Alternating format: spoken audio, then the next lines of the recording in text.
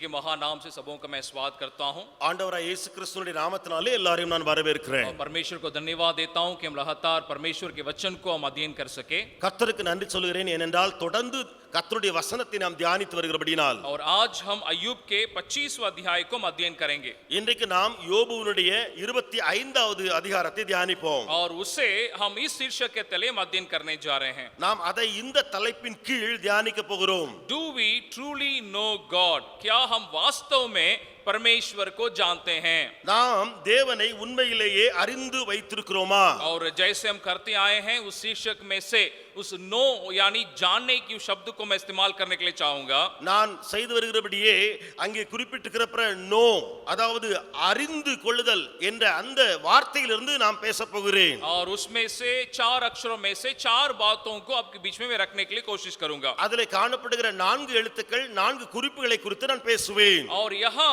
इस 25वां अध्याय में हम बिल्दद की बातों को यहाँ पे हम देख रहे हैं. இங்கே 25வது அதிகாரத்திலே பில்தாத்துனுடைய காரியங்களை பார்க்கிறோம். जैसे हम जानते हैं अय्यूब के उस पीड़ा और क्लेश में उनके मित्र अपने तर्क को अपने बातों को उसके पास रख रहे हैं. நாம் அறிந்திருக்கிறபடி யோபுவினுடைய உபத்திரவத்திலே அவருடைய சிநேகிதர்கள் அவருடைய சம்பாஷணை அல்லது அவருடைய தர்க்கிப்பான காரியங்களை பேசுகிறார்கள். और वे 2 प्रकार के विचार के साथ उन बातों को वे रख रहे हैं. அவர்கள் 2 விதமான எண்ணங்களோடு கூட அந்த காரியத்தை சொல்லுகிறார்கள்.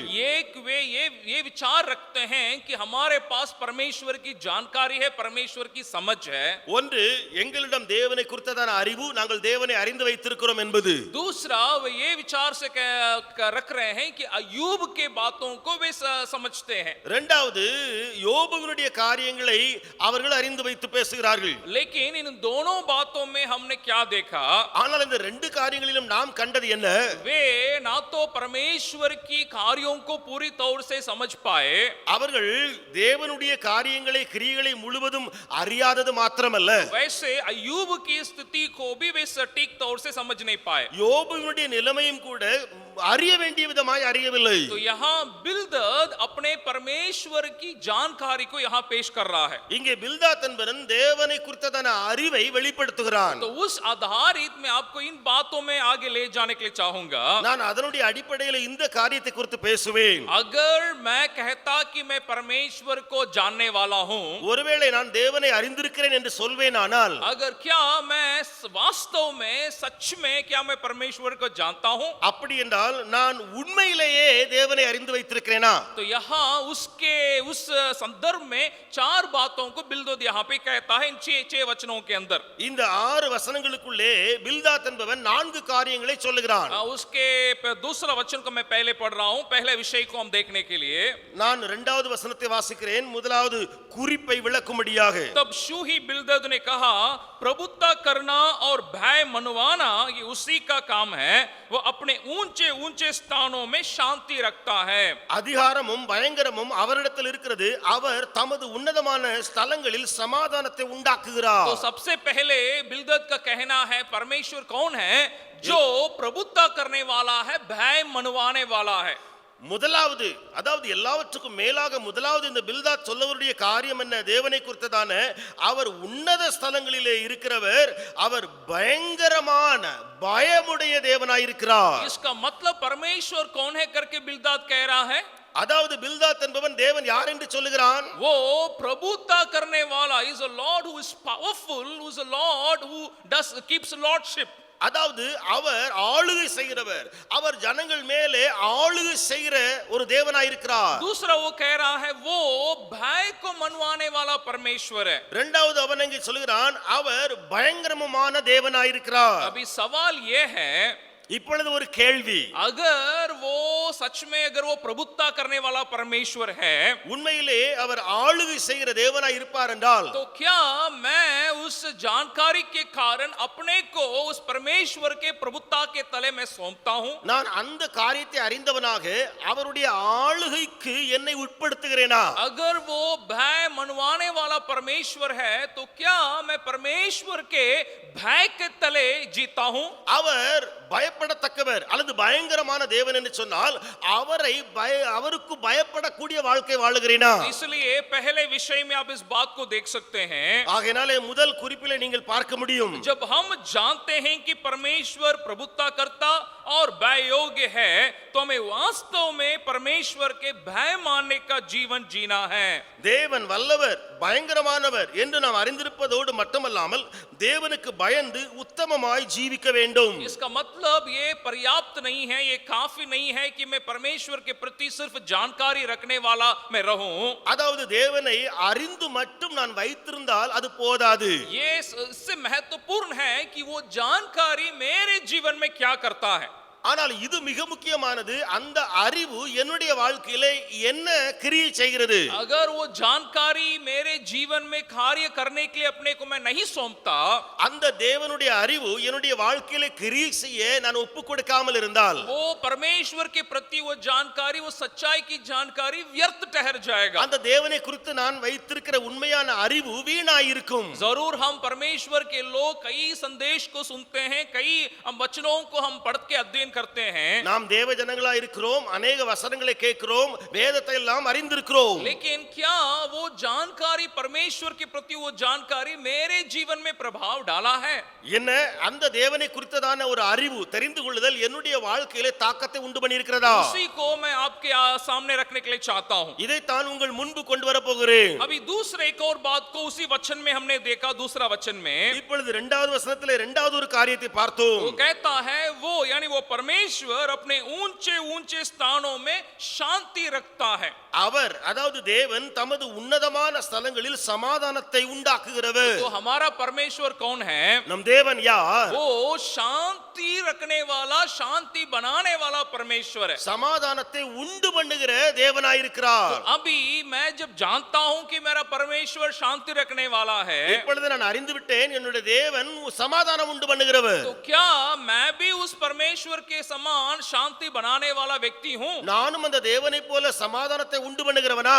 या उसके विपरीत मेरा मेरा मेरा कार्य है? அல்லது அதற்கு விரோதமாய் நான் கிரியை செய்கிறேனா? प्रभु यीशु मसीह ने इस प्रकार कहा था, ஆண்டவராக இயேசு கிறிஸ்து இவ்வாறு சொன்னார். जब उन्होंने कहा उस पहाड़ी उपदेश में அந்த மலை பிரசங்கத்தின் வழியாக कि शांति बनाने वाले, शांति रखने वाले धन्य हैं। சமாதானம் பண்ணுகிறவர்கள் பாக்கியவான்கள். Blessed are the peacemakers.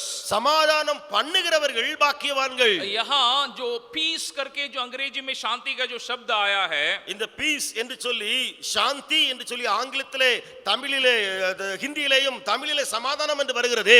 उसी उच्चारण में इंग्लिश में एक और शब्द है, அதே ஒலியிலே இங்கிலீஷ்ல இன்னொரு வார்த்தை இருக்கிறது. यानी शांति को कहते हैं पीस, यानी PEACE पीस कहते हैं। அதாவது சமாதானத்தை ஆங்கிலத்தில் சொல்வார்கள் PAC பீஸ் என்று சொல்லுவார்கள். वैसे उसी उच्चारण में एक और शब्द है PIECE पीस।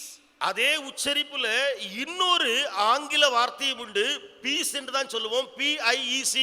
इसका मतलब टुकड़ा टुकड़ा करना। அதாவது உடைத்து உடைத்து போடுதல். तो कभी कभी मैं ये सोचता हूँ, சில நேரங்களில் நான் யோசிப்பதுண்டு, लोग जब सुनते हैं कि धन्य धन्य वो है जो शांति बनाने वाला, ஜனங்கள் கேட்கிறார்கள் இப்படியாக சமாதானம் பண்ணுகிறவர்கள் பாக்கியவான்கள் என்று. blessed are the peacemakers, Blessed are the peacemakers. वे वो शांति का पीस बनाने की जगह पे वे दूसरों को टुकड़ा करने वाले पीस बना देते हैं। அவர்கள் சமாதானம் என்ற பீஸை உண்டாக்குவதற்கு பதிலாக உடைத்து போடுகிற, துண்டு துண்டாக்குகிற பீஸை உருவாக்கி விடுகிறார்கள். मैं दूसरों के साथ में शांति बनाने वाला होना है, टुकड़ा करने वाला पीस बनाने वाला नहीं होना है। நான் பிறரோடு கூட சமாதானம் பண்ணுகிற அந்த பீஸாக இருக்க வேண்டும், உடைத்து துண்டாக்குகிற அந்த பீஸாக நான் மாற்றக்கூடாது. तो यहाँ उसी बात को दिखा रहा हूं, अगर परमेश्वर शांति रखने वाला, शांति बनाने वाला है तो मैं कैसा हूं?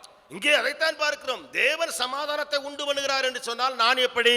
हम शांति के बारे में जानकारी रख सकते हैं, लंबे प्रचार कर सकते हैं, சமாதானத்தை குறித்து நாம் அறிந்து வைத்திருக்கலாம், பெரிய பிரசங்கமும் செய்யலாம். लेकिन मैं अपने जीवन में शांति बनाने वाला अगर मैं नहीं हूंगा, ஆனால் என்னுடைய வாழ்க்கையிலே சமாதானத்தை உண்டு பண்ணாமல் இருந்தால், तो ये जानकारी मेरे जीवन में कोई लाभ की नहीं है, वो व्यर्थ ठहर जाएगा। இந்த அறிவு எனக்கு எதற்கும் உதவாது, வீணாயிருக்கும். अभी तीसरा परमेश्वर के बारे में एक और बात को बिलदद कहता है। மூன்றாவது தேவனை குறித்து இன்னொரு காரியத்தை பில்தாத் சொல்லுகிறார். तीसरा वचन को देखिएगा, வசனம் 3 பாருங்கள். क्या उसकी सेनाओं की गिनती हो सकती है?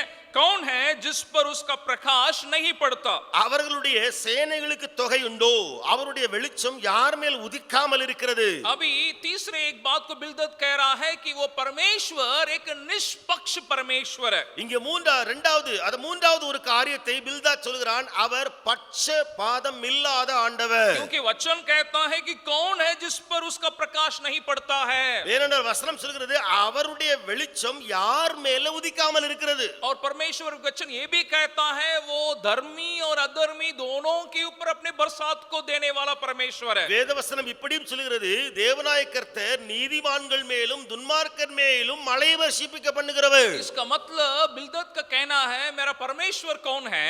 பில்தாத் என்ன சொல்ல வருகிறான் என்றால் தேவன் யார் என்று कि वो एक निष्पक्ष परमेश्वर इज एन इम्पार्शियल गॉड. அவர் ஒரு பட்சபாதம் இல்லாத ஆண்டவர். तो अभी ये जानकारी मेरे जीवन में क्या कर रहा है? இப்பொழுது இந்த அறிவு என்னுடைய வாழ்க்கையில் என்ன செய்கிறது? और तीसरा विषय को अगर आप देखिएगा, மூன்றாவது குறிப்பை நீங்கள் பார்த்தால் जब हम जानते हैं कि परमेश्वर निष्पक्ष है और उसका प्रकाश सभी पर चमकता है, तो हमें पक्षपात पूर्ण और दमनकारी नहीं होना है. தேவன் பட்சபாதமற்றவர், அவருடைய வெளிச்சம் அனைவர் மேலும் உதிக்கிறது என்பதை அறிந்தும் நாம் பட்சபாதம் உள்ளவராகவும் அடக்குமுறையாளராகவும் இருக்கக்கூடாது. तो इसका मतलब अगर मेरा परमेश्वर निष्पक्ष रीति से अगर बर्ताव करता, அர்த்தம் என்ன? என் தேவன் பட்சபாதம் இல்லாதவராய் இடைபடும் போது तो मैं दूसरों के साथ मैं कैसे बर्ताव करता हूं? நான் பிறரோடு கூட எப்படி பழகுகிறேன்? क्या मैं एक पक्षपात के साथ में बर्ताव करता हूं या नहीं तो एक निष्पक्ष रीति से बर्ताव करता हूं? பட்சபாதத்தோடு கூட நான் அணுகுகிறேனா அல்லது பட்சபாதம் இல்லாதவனாய் பிறரோடு பேசுகிறேனா? ये आम तौर से हमारे जीवन में ये होने का संभावना है. பொதுவாக நம்முடைய வாழ்க்கையில இப்படி நடக்க வாய்ப்பு உண்டு. जिनसे हम प्रसन्न होते हैं उनके साथ हमारा बर्ताव अच्छा होता है. யாரை நாம் அதிகமாய் விரும்புகிறோமோ பிரியப்படுகிறோமோ அவரிடத்துல நல்ல அணுகுமுறை. लेकिन जिनसे थोड़ा हमको अगर कोई बात से हमें अच्छा नहीं लगेगा तो हमारा बर्ताव अच्छा नहीं लगेगा. ஆனால் யாரை நமக்கு பிடிக்கவில்லையோ அவர்களோடு கூட சரியாய் நாம் அணுகுமுறை வைக்க மாட்டோம். कल के अध्ययन में हमने इस बात को देखा था நேற்றைய தியானத்தில் நாம் பார்த்தது என்ன? कि परमेश्वर हमारे अपराधों के अनुसार हमारे साथ बर्ताव नहीं किया है. தேவனாய கர்த்தர் நம்முடைய பாவங்கள் அக்கிரமங்களின் நிமித்தம் நமக்கு சரி கட்டாமல் अगर वो हम अधर्मी होने के बावजूद उसी के अनुसार हमारे साथ अगर बर्ताव नहीं किया हो, அவர் நாம் நீதிமான்களாய் இல்லாமல் இருந்தும் நம்மோடு கூட அப்படி சரி கட்டாமல் இருந்திருப்பானால் तो मैं दूसरों के साथ मेरा बर्ताव क्या है, कैसा है? அப்படி என்றால் பிறரோடு நான் எந்த விதத்திலே அணுகுமுறை வைக்கிறேன்? तो इस बात के ऊपर परमेश्वर हमें सहायता करने पाए. இந்த காரியத்தில் கர்த்தர் நமக்கு உதவி செய்வாராக. और एक आखिरी बात को बिलदद 4 से लेकर 6 तक के वचनों में वो कह रहा है. கடைசி ஒரு காரியத்தை பில்தாத் என்பவன் அந்த 4ஆம் வசனத்திலிருந்து 6ஆம் வசனம் வரைக்கும் சொல்லுகிறான். वचन 4 को मैं पढ़ रहा हूं. 4 வாசிக்கிறேன். फिर मनुष्य परमेश्वर की दृष्टि में धार्मिक कैसे ठहर सकता है? जो स्त्री से उत्पन्न हुआ है वह कैसे निर्मल हो सकता है? இப்படி இருக்க மனுஷன் தேவனுக்கு முன்பாக நீதிமானாய் இருப்பது எப்படி? ஸ்திரீயினிடத்தில் பிறந்தவன் சுத்தமாய் இருப்பது எப்படி? तो यहाँ पे बिलदद एक सवाल को रख रहा है. இங்க பில்தாத் ஒரு கேள்வி கேட்கிறான். हम जानते हैं कि परमेश्वर पवित्र है, परमेश्वर निर्मल है. நாம் அறிந்திருக்கிறோம் தேவன் சுத்தமுள்ளவர், தேவன் பரிசுத்தமுள்ளவர். लेकिन वो ये कह रहा है जो स्त्री से जन्मा है यानी मनुष्य परमेश्वर की दृष्टि में निर्मल और पवित्र कैसा हो सकता है? ஆனால் ஸ்திரீயினிடத்தில் பிறந்த ஒரு மனிதன் தேவனுடைய பார்வையிலே சுத்தமும் பரிசுத்தமுமாய் இருப்பது எப்படி?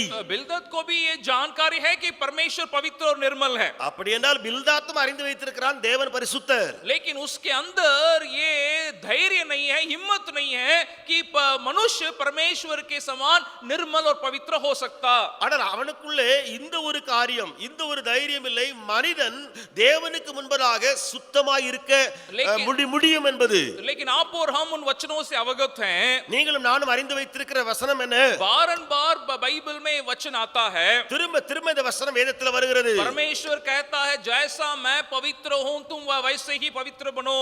நான் பரிசுத்தராய் இருக்கிறது போல நீங்களும் பரிசுத்தராய் இருங்கள். इसको शुरू से लेकर आखिरी प्रकाशित वाक्य तक इस ये वचन दोहराया गया है. ஆரம்பத்திலிருந்து கடைசி வெளிப்படுத்தின விசேஷம் வரைக்கும் இந்த வசனம் திரும்ப திரும்ப வருகிறது. यहाँ तक कि आखिरी में प्रकाशित वाक्य में यूहन्ना को जो प्रभु यीशु मसीह उस प्रगटीकरण को देते हैं, நாம் பார்க்கிறோம் கடைசியிலே யோவானுக்கு அந்த வெளிப்படுத்தின விசேஷத்திலே தேவன் தம்மை வெளிப்படுத்தும் போது वहां प्रभु यीशु मसीह कहते हैं अभी जो समय निकट हो चुका है, आगमन निकट हो चुका है, அங்கே ஆண்டவர் சொல்லுகிறார் இப்பொழுது காலம் சமீபமாய் இருக்கிறது. इसलिए वो कहता है जो पवित्र है और पवित्र बने, जो अधर्मी है वो और अधर्मी में वो जाने पाए. அங்கே ஆண்டவர் சொல்லுகிறார் பரிசுத்தம் உள்ளவன் இன்னும் பரிசுத்தமாகட்டும், அநீதி உள்ளவன் இன்னும் அநீதி செய்யட்டும். इसका मतलब मैं परमेश्वर की जानकारी मेरे जीवन में उसी प्रकार के प्रभाव को डालने के लिए अपने को अर्पण करने की जरूरी है. அதாவது தேவனை குறித்ததான அந்த அறிவு தெரிந்து கொள்ளுதல் அப்படியே நம்முடைய வாழ்க்கையிலேயும் தாக்கங்களை உண்டு பண்ண வேண்டும். और मेरा लड़का जब 2.5 या 3 साल का जब था, என்னுடைய மகன் 2.5 அல்லது 3 வயது நிரம்பி இருக்கும்போது मेरा लड़का वरदान को एक गीत जो है उसको बहुत पसंद था. அதாவது என்னுடைய மகன் வரதானுக்கு ஒரு பாடல் மிக பிடிக்கும். उस इंग्लिश में एक राइम आता है, no more monkeys jumping on the bed, यानी अभी ये मंकीज जो है अभी बिस्तरा में कूदेगा नहीं. அதாவது ஆங்கிலத்தில் அந்த ரைம் வருகிறது, no more monkeys jumping on the bed. அதாவது பெட்ல இனிமேல் குரங்குகள் துள்ளாது. यानी बंदर अभी बिस्तरा में नहीं कूदेगा, वही वो गीत है. அந்த பாடல் அப்படித்தான் இருக்கிறது. இனிமேல் அந்த குரங்குகள் படுக்கையின் மேலே துள்ளி விளையாடாது. वो अच्छा, बहुत अच्छा से उस गीत को जानता है. அந்த பாடலை மிக நன்றாய் அறிந்து வைத்திருக்கிறான். लेकिन वो क्या करता है, ஆனால் அவன் செய்கிறது என்ன? वो बिस्तरा में कूद कूद के उस गीत को गाता है. அவன் அந்த படுக்கையின் மேலே துள்ளி துள்ளி அந்த பாடலை பாடுவான். वो गाता है अभी बंदर को बिस्तरा में नहीं कूदेगा. அவன் பாடுகிறான் குரங்கு படுக்கையின் மேல் துள்ளாது. लेकिन कैसे गाएगा, कूद कूद के गाएगा. ஆனால் பாடும் பொழுது அவன் துள்ளி துள்ளி பாடுவான். कभी कभी हमारा परमेश्वर के प्रति या वचन के प्रति जानकारी भी इसी प्रकार है நாமும் தேவ வசனத்தை சில நேரங்களில் அறிந்து வைத்திருக்கிற விதமும் இப்படியே. कि हम जानते हैं वचन क्या कहता है, அறிந்திருக்கிற வசனம் என்ன சொல்கிறது என்று, हम सच्चाई से हम अवगत हैं, உண்மையை அறிந்திருக்கிறோம். लेकिन उसको हमारे जीवन में उसको उतारने में वहां पे समस्या आती है. ஆனால் அவைகளை வாழ்க்கையில் கடைபிடிக்க கஷ்டம். तो उसी बात को मैं यहाँ दिखा रहा हूँ. அதைத்தான் இங்கே காண்பிக்கிறேன். अगर मैं वास्तव में परमेश्वर को जानता हूँ तो वो क्या मेरे जीवन में क्या प्रभाव को डाल रहा है. உண்மையிலேயே நான் தேவனை அறிந்திருக்கிறேன் என்று சொன்னால் என்னுடைய வாழ்க்கையிலே அவைகளின் தாக்கம் என்ன? यहाँ इन 6 वचनों में जो 4 बात को जो मैंने दिखाया था, இந்த 6 வசனங்களிலே 4 குறிப்புகளை காண்பித்தேனே. उन चारों बातों को 3 प्रकार से इसको बांट सकते हैं. அந்த 4 காரியங்களையும் 3 விதமாக இப்படி பிரிக்கலாம். पहला विषय को परमेश्वर के प्रति की जानकारी को वो कहता है. முதலாவது தேவனை குறித்ததான அறிவு, அதை குறித்து சொல்லுகிறான். यानी परमेश्वर की जानकारी परमेश्वर के प्रति मेरे बर्ताव में किस प्रकार प्रभाव डाल रहा है. அதாவது தேவனை குறித்ததான அறிவு என்னுடைய அந்த வாழ்க்கையிலே அல்லது என்னுடைய அணுகுமுறையிலே எந்த தாக்கத்தை கொண்டு வருகிறது. दूसरा, परमेश्वर के प्रति जानकारी मनुष्यों के साथ मेरे बर्ताव के ऊपर कैसा प्रभाव डाल रहा है. இரண்டாவது தேவனை குறித்ததான அறிவு நான் மனிதர்களோடு கூட அணுகுமுறை வைத்திருக்கிறேனே அதில எப்படி தாக்கப்படுகிறது. तीसरा, परमेश्वर के प्रति जानकारी मेरे जीवन के प्रति किस प्रकार का बर्ताव का कार्य को प्रभाव को डाल रहा है. மூன்றாவது அந்த தேவனை குறித்ததான அறிவு என்னுடைய வாழ்க்கையிலே எப்படிப்பட்ட தாக்கத்தை கொண்டு வருகிறது. उसको मन में रखने लायक इंग्लिश में 3 शब्दों को मैं कहने के लिए चाहूंगा. அதை மனதில் பதிய வைக்க ஆங்கிலத்திலே 3 வார்த்தைகளை சொல்ல போகிறேன். परमेश्वर के प्रति जानकारी, जो परमेश्वर के साथ मेरे बर्ताव यानी विद माय मेकर, उसको मैं मन में रखिएगा. அதாவது தேவனை குறித்ததான அறிவு தேவனை குறித்த காரியத்துல எனக்கு எப்படி தாக்கத்தை கொண்டு வருகிறது. दूसरा, with main and women, with main यानी लोगों के साथ मेरा बर्ताव के ऊपर क्या प्रभाव डाल रहा है. இரண்டாவது மனிதர்களோடு கூட வித் men மனிதர்களோடு கூட எப்படி தாக்கத்தை கொண்டு வருகிறது. तीसरा, विद मी एंड माय वेस, मेरे साथ उसका प्रभाव कैसा है. மூன்றாவது தேவனை குறித்த அறிவு என்னோடு எப்படிப்பட்ட தாக்கத்தை கொண்டு வருகிறது. उसको ऐसा मैं कहना चाहूंगा, with my maker and his word, मेरा सृष्टिकर्ता और उसके वचन के साथ அதை இப்படி சொல்ல விரும்புகிறேன், with my maker and his word. என்னுடைய சிருஷ்டி கர்த்தா அதோடு கூட அவருடைய வசனம். With men and the world, लोग और संसार के साथ मेरा बर्ताव. இரண்டாவது with men and the world, மனிதர்களோடு உலகத்தோடு எப்படி தாக்கத்தை கொண்டு வருகிறது. तीसरा with me and my ways, मेरे साथ और मेरे मार्गों में कैसा प्रभाव डालता है. மூன்றாவது with me and my ways, என்னோடு என்னுடைய வழிகள் அதுல எப்படி தாக்கத்தை கொண்டு வருகிறது. इन तीन बातों के ऊपर परमेश्वर के प्रति जानकारी एक सही अच्छे प्रभाव को डालना जरूरी है. இந்த மூன்று கூட்ட ஜனங்களிலே அல்லது மூன்று குரூப்பிலே தேவனை குறித்ததான அறிவு நல் தாக்கத்தை கொண்டு வர வேண்டும். इसे समझने के लिए मैं यूहन्ना की पहली पत्री को मैं आपके सामने में रखने के लिए चाहूंगा. இதை நான் புரிய வைப்பதற்காக 1 யோவானுடைய அந்த புத்தகத்துக்காக நான் வருகிறேன். उसमें यूहन्ना इन तीनों बातों को ऊपर प्रकाश डालता है. அங்கே இந்த யோவான் என்பவன் இந்த மூன்று காரியங்கள் மேலேயும்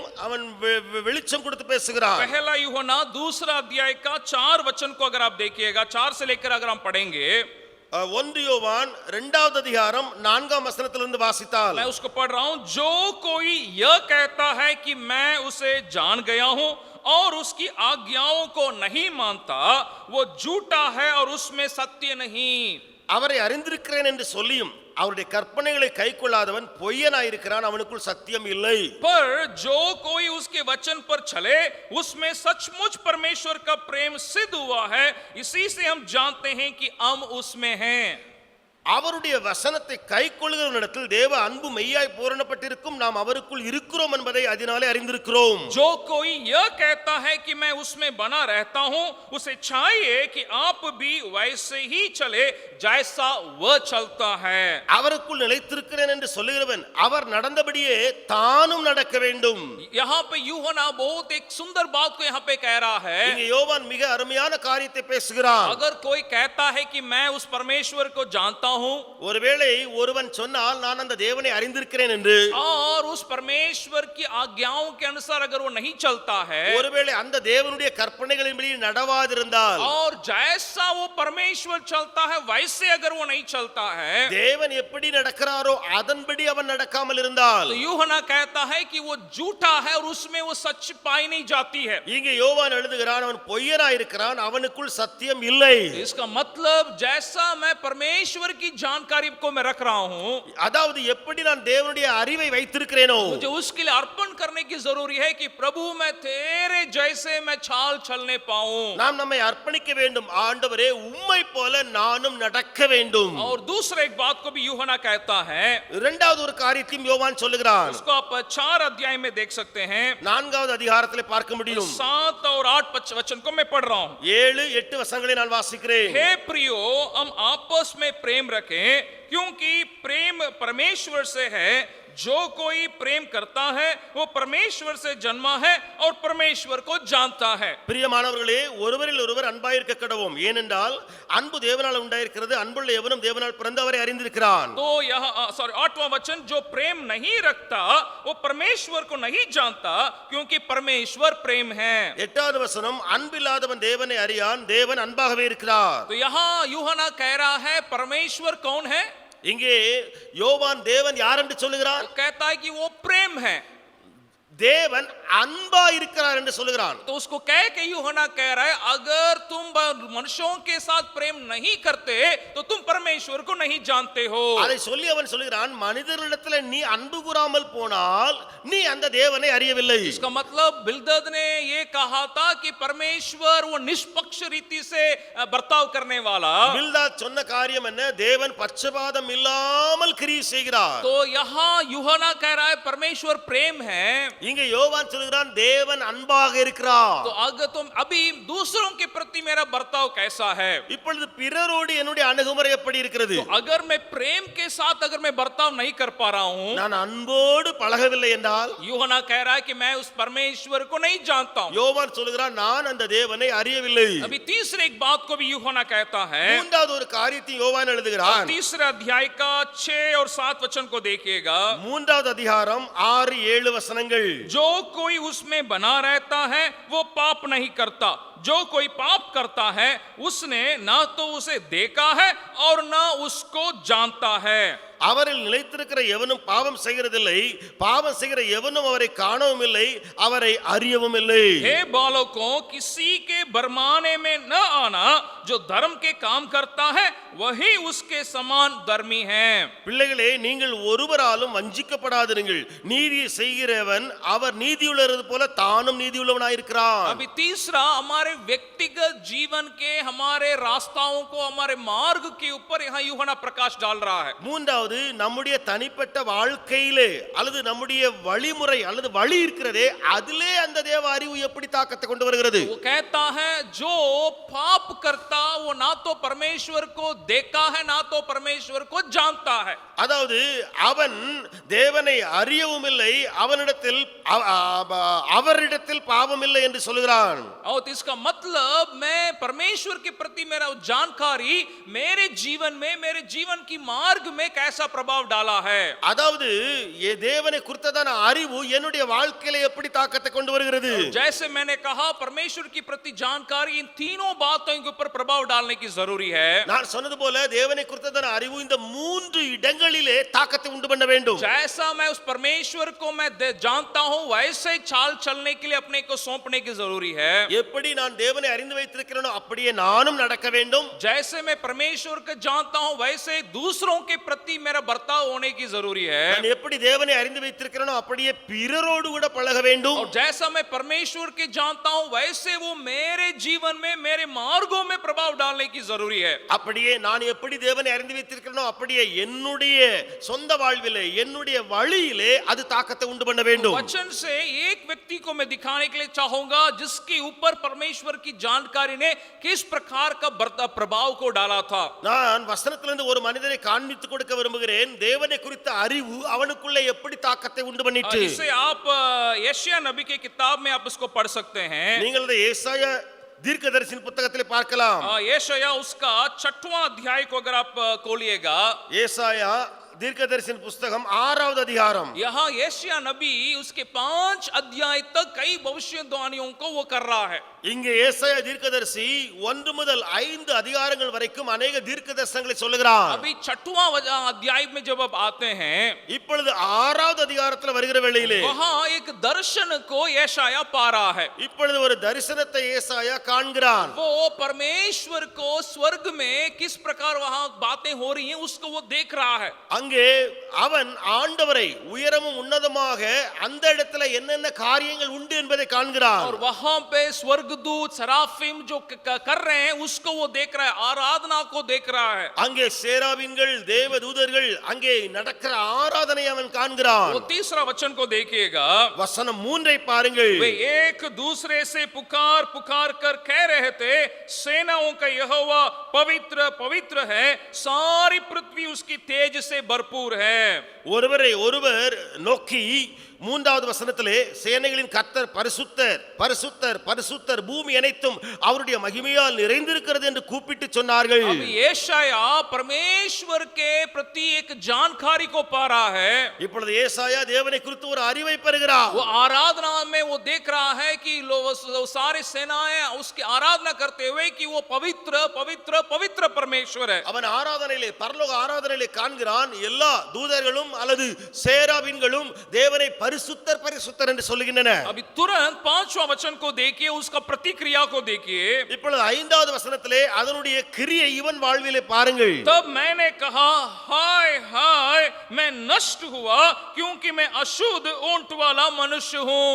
அப்பொழுது நான் ஐயோ அதமானேன், நான் அசுத்த உதடுகள் உள்ள மனுஷன். 5 अध्याय तक अगर आप पढ़िएगा यशायाह नबी की किताब को, दूसरों के ऊपर, दूसरे देशों के ऊपर हाय करके वो कहता है. 5வது அதிகாரம் வரைக்கும் பார்த்தால் அவன் சொல்லுகிறான், பிற நாடுகள் பிற ஜனங்கள் அவர்களுக்கு ஐயோ ஐயோ என்று சொல்லுகிறான். जरूर ये भविष्यद्वक्ता है, உண்மையிலேயே இவன் தீர்க்கதரிசிதான். लेकिन परमेश्वर की जानकारी उसके जीवन में उस समय तक प्रभाव नहीं डाला है. ஆனால் தேவனை குறித்த அறிவு அவனுடைய வாழ்க்கையிலே அதுவரைக்கும் தாக்கத்தை உண்டு பண்ணவில்லை. लेकिन जब वो परमेश्वर की उस जानकारी में, वो प्रगटीकरण में जब चले आ जाता है, ஆனா தேவனை குறித்த அறிகிற அறிவு வெளிப்பாட்டிலே வருகிற போது वो तुरंत वो ये कहता है कि दूसरों के ऊपर नहीं, मेरे ऊपर हाय.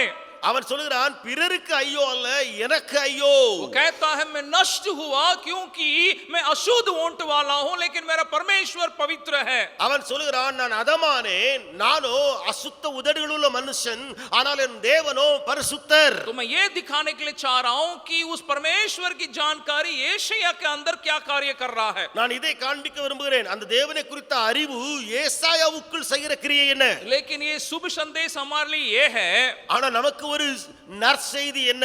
शैतान हमारे पापों को दिखा के हमें दोषी ठहराता है. சாத்தான் நமக்கு காரியங்களை வெளிப்படுத்தி காண்பிடுத்தி குற்றமுள்ளவர்களாய் மாற்றுகிறார். लेकिन परमेश्वर हमें उस जगह में इसलिए ले आता है ताकि हमें पुनर्स्थापित कर सके. ஆனால் தேவனோ நம்மை ஒரு இடத்துக்கு அழைத்து வருகிறார், அங்கே திரும்ப நாம் நல்ல கட்டப்பட. इसलिए आप उसी वचन में, उसी अध्याय में अगर आप 7वां वचन को देखिएगा, ஆகையால் அதே அதிகாரத்தில் 7வது வசனத்தை பார்த்தால் उसने उससे मेरे मुंह को छू कर कहा, देख इसने तेरे होंठों को छू लिया है, इसलिए तेरा अधर्म दूर हो गया और तेरे पाप क्षमा हो गए. அதனால் என் வாயை தொட்டு இதோ இது உன் உதடுகளை தொட்டதினால் உன் அக்கிரமம் நீங்கி உன் பாவம் நிவிர்த்தியானது என்றான். तो परमेश्वर मेरे जीवन में इस प्रकार के अगर कार्य करना है, ஒருவேளை தேவன் என்னுடைய வாழ்க்கையில இப்படி கிரியை செய்ய வேண்டும் என்றால் परमेश्वर के प्रति वो जानकारी मेरे जीवन में प्रभाव डालने के लिए अपने को अर्पण करने की जरूरी है. தேவனை குறித்ததான அறிவு என்னுடைய வாழ்க்கையில தாக்கத்தை உண்டு பண்ண ஒப்பு கொடுக்க வேண்டும். अभी ना केवल यशायाह के अधर्म और पाप को परमेश्वर ने दूर किया, ஏசாயாவின் பாவங்களையும் மீறுதல்களையும் தேவன் நீக்கி விட்டது மாத்திரமல்ல, परमेश्वर के मकसद को पहचानने की जगह में उसको लेके आता है. தேவனை குறித்த நோக்கத்தை அல்லது தேவன் எந்த நோக்கத்துக்காக அழைத்தாரோ அதை அறிய வந்தான். और दूसरा परमेश्वर के संदेश को पाने की जगह में उसको लेके आता है. இரண்டாவது தேவனிடத்திலிருந்து செய்தியை பெறக்கூடிய இடத்துக்கு வந்தான். इसलिए आप 8 और 9 वचन में देख सकते हैं. ஆகையால 8, 9வது வசனங்களிலே பார்க்க முடியும். तब मैंने प्रभु को यह वचन सुना, मैं किसको भेजूं और हमारी ओर से कौन जाएगा? तब मैंने कहा मैं हूं यहां, मुझे भेज. பின்பு யாரை நான் அனுப்புவேன், யார் நமது காரியமாய் போவான் என்று உரைக்கிற ஆண்டவருடைய சத்தத்தை கேட்டேன். அதற்கு நான் இதோ அடியேன் இருக்கிறேன், என்னை அனுப்பும் என்றேன். और अभी परमेश्वर अभी उससे कह रहा है, 9 वचन में देख सकते हैं. இப்பொழுது தேவன் அவனை பார்த்து சொல்லுகிறதை उसने- 9வது வசனத்திலே उसने कहा जा और इन लोहों से कह, सुनते ही रहो परंतु न समझो, देखते ही रहो परंतु न बूझो. அப்பொழுது தேவன் நீ போ, இந்த ஜனங்களை நோக்கி நீங்கள் காதார கேட்டு உணராமலும் கண்ணார கண்டும் அறியாமலும் இருங்கள் என்று சொல். यहाँ क्या हो रहा है थोड़ा उसको ध्यान से देखिएगा. இங்கே நடக்கிறதை கொஞ்சம் கவனித்து பாருங்கள். अभी परमेश्वर यशायाह को एक संदेश दे रहा है இப்பொழுது ஏசாவுக்கு தேவன் ஒரு செய்தியை கொடுக்கிறார். कि लोगों को ये कहना कि वे सुनते ही जा रहे हैं लेकिन उनके अंदर समझ नहीं हो रहा है. அங்கு ஜனங்களை குறித்து காதார கேட்டுக்கொண்டே இருக்கிறார்கள், ஆனால் உணரவே இல்லை. तो इस संदेश को देने की जगह में यशायाह कब आता है? இந்த செய்தியை ஜனங்களுக்கு சொல்லக்கூடிய இடத்திற்கு ஏசாயா எப்பொழுது வருகிறான்? जब वो परमेश्वर की बात को सुनने के जगह में जब वो अपने को अर्पण करता है. அவன் தேவனுடைய காரியத்தை கேட்கக்கூடிய இடத்துக்கு வந்த பின்பே, वो जब तक वो परमेश्वर की जानकारी वास्तव में उसके जीवन में कार्य करने के लिए नहीं अपने को अर्पण करता, அவன் உண்மையிலேயே தேவனுடைய அந்த அறிவு தன்னுடைய வாழ்க்கையில கிரியை செய்ய ஒப்பு கொடுக்காமல் இருந்தால், तब तक वो परमेश्वर को ना तो मकसद को ना तो उसके संदेश को वो पा सकता है. தேவ திட்டத்தை தன்னுடைய வாழ்விற்காகவும் அல்லது தேவ செய்தியை பிறருக்கு அறிவிக்கக்கூடிய காரியத்திற்கும் வந்திருக்க மாட்டான். परमेश्वर हमारे जीवन में भी ऐसे ही बर्ताव करने पाए. தேவன் நம்முடைய வாழ்க்கையிலும் அப்படியே ஈடுபடுவாராக.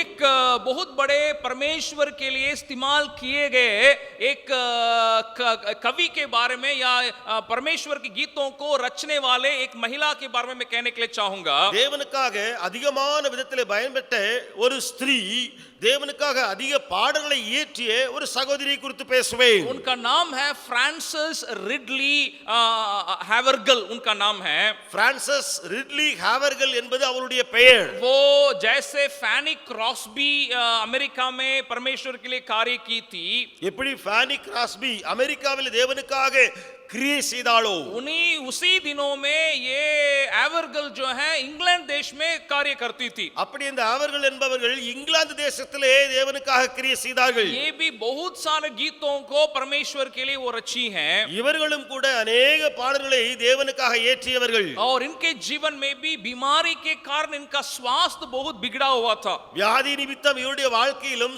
சுகம் அற்று போயிற்று. लेकिन दो घटनाएं उनके जीवन में हुआ था. ரெண்டு சம்பவங்கள் அவர்களுடைய வாழ்க்கையில நடந்தன. एक जगह एक समय में एक आर्थिक गिरावट के कारण ஒரு காலகட்டத்திலே பொருளாதார வீழ்ச்சி நிமித்தமாக जो पब्लिशर जो इनके गीतों को छापता था वो बिल्कुल बैंकरप्ट हो गया. उसके आर्थिक बातें गिर गई थी. யார் எந்த ஒரு நபர் இவருடைய பாடல்களை எல்லாம் அச்சிட்டு வந்தார்களோ அவர் பயங்கரமான பண வீக்கத்துக்குள்ளே அல்லது பண தாழ்ச்சிக்குள்ளே போனார். दूसरा उसके अगले ही साल एक और घटना हुआ. அடுத்த ஆண்டு இன்னொரு சம்பவம் இவருடைய வாழ்க்கையிலே उनके प्रेस में उस पब्लिशर के प्रेस में आग लगकर सारी चीजें खत्म हो चुकी थी, जल चुकी थी. அந்த பப்ளிஷருடைய பிரஸ்ல தீ பற்றி எல்லாம் எரிந்து போயின. और इन्होंने कई गीतों को रचाए, उनके ट्यून को उन्होंने लिखे रखा, सब कुछ जल गया था. இவர்கள் अनेक பாடல்களை ஏற்றி அதனுடைய ट्यूனை அவர்கள் எழுதி வைத்திருந்தார்கள், எல்லாம் எரிந்து போயின. तो ये दोनों घटना के बाद रिडली हैवरगल ने एक ही बात को कहा था. இந்த ரெண்டு சம்பவங்களுக்கு பின்பும் ரிட்னி ஹேவர்கள் என்பவர்கள் ஒரு காரியத்தை சொன்னார்கள். परमेश्वर को धन्यवाद हो इस बात को होने देने के लिए.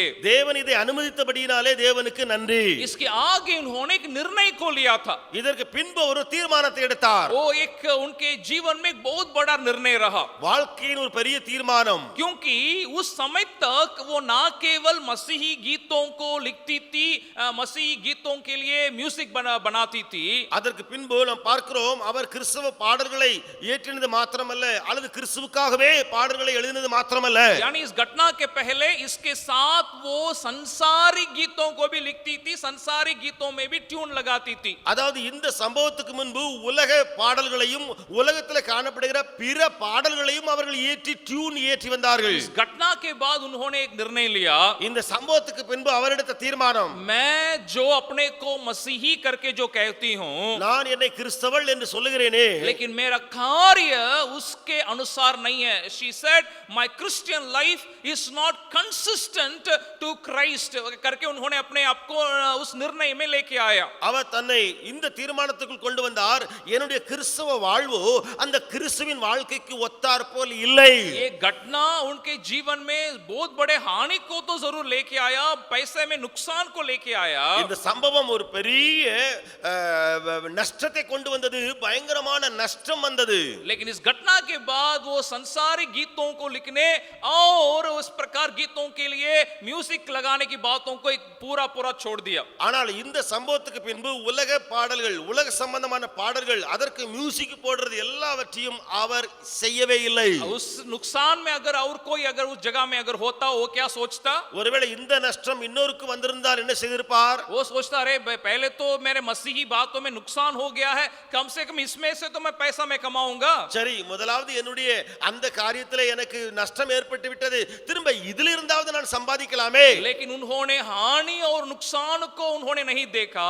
ஆனால் அவர்களோ தீமையையோ நஷ்டத்தையோ பார்க்காமல் उन्होंने ये देखा मैं परमेश्वर के प्रति जो जानकारी है उसमें मैं सही रहने के लिए मैं चाहती हूं. அவர்கள் சொன்னார்கள், தேவனை குறித்து அறிவு வைத்திருக்கிறேனே அதிலேயே நான் என்னை சரியாக்க விரும்புகிறேன். इस घटना के बाद ही उन्होंने सबसे नामी एक गीत को उन्होंने रचाया था. இந்த சம்பவத்துக்கு பின்புதான் ஒரு பிரசித்தி பெற்ற பாடலை அவர்கள் இயற்றினார்கள். आज भी लगभग 200-250 साल हो गए, अभी भी कई कलीसियाओं में ये गीत गाया जाता है. கிட்டத்தட்ட 200-250 ஆண்டுகள் இப்போது ஆகிவிட்டன. अनेक சபைகளில் இந்த பாடல் பாடப்படுகிறது.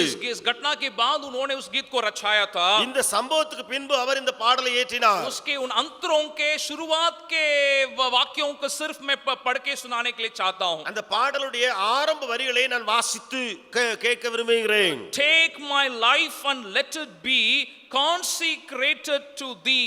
मेरे जीवन ले ले और ये सिर्फ आपके लिए समर्पित होने दे.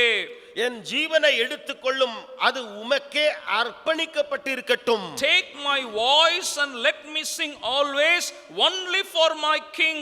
मेरे आवाज ले ले और सिर्फ मेरे राजा के लिए मुझे हमेशा गाने दे.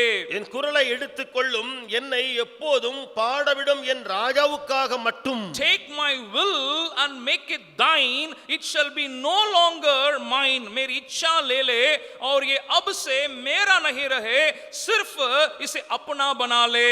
என் சித்தத்தை எடுத்துக்கொள்ளும், அது இனி என்னுடையதாக அல்ல, அதை உம்முடையதாக்கும். तो इस घटना के बाद उनकी अर्पण का वो गीत रहा है. இந்த சம்பவத்துக்கு பின்பு அவருடைய அர்ப்பணிப்பின் பாடல் இது. हे प्रभु, अब से मैं संसार के लिए मैं जीना नहीं चाहती. ஆண்டவரே, இன்றிலிருந்து உலகத்துக்காக நான் வாழாமல் मैं सिर्फ आपके लिए जीना चाहती हूँ. நான் உமக்காக மட்டுமே வாழ விரும்புகிறேன். मैं संसार के लिए गाना नहीं चाहती.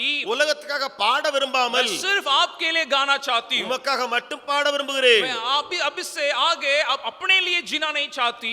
நான் தொடர்ந்து எனக்காக வாழாமல் मैं सिर्फ आपकी इच्छा के लिए मैं जीना चाहती हूँ. உம்முடைய சித்தத்துக்காக மட்டுமே வாழுவேன். तो इसका मतलब परमेश्वर की जानकारी हमें इस जगह में लेके आने की जरूरी है. அர்த்தம் என்ன? தேவனை குறித்த அறிவு நம்மை இப்படிப்பட்ட இடத்துக்கு கொண்டு போக வேண்டும். आइए हम अपने को इसी प्रकार की बातों के लिए अर्पण करें. நாம் நம்மை நாமே இந்த காரியத்துக்காக ஒப்பு கொடுப்போம். सिर्फ परमेश्वर के जानकारी रखने वाले नहीं, நாம் தேவனை குறித்து வெறுமனே அறிகிறவர்களாக மாத்திரமல்ல, वो परमेश्वर के जैसा चलने के लिए हम अपने को अर्पण करें. அந்த தேவன் நடந்தது போல நாமும் நடக்க ஒப்பு கொடுப்போம். वैसे हमारे दूसरों के बर्ताव में परमेश्वर की जानकारी प्रभाव डालने पाए. அப்படியே தேவனை குறித்த அறிவு பிறரோடு அணுகும் போது தாக்கத்தை உண்டு பண்ண, वैसे मेरे व्यक्तिगत जीवन और मेरे मार्गों में परमेश्वर की जानकारी प्रभाव डालने पाए. அப்படியே என்னுடைய தனிப்பட்ட வாழ்க்கையிலே என்னுடைய வழியிலே தேவனை குறித்த அறிவு தாக்கத்தை உண்டு பண்ண, तब हम कह सकते हैं कि मैं सच में परमेश्वर को जानने वाला व्यक्ति हूं. அப்பொழுது நான் சொல்ல முடியும், உண்மையிலேயே நான் தேவனை அறிந்து வைத்திருக்கிற மனிதன்.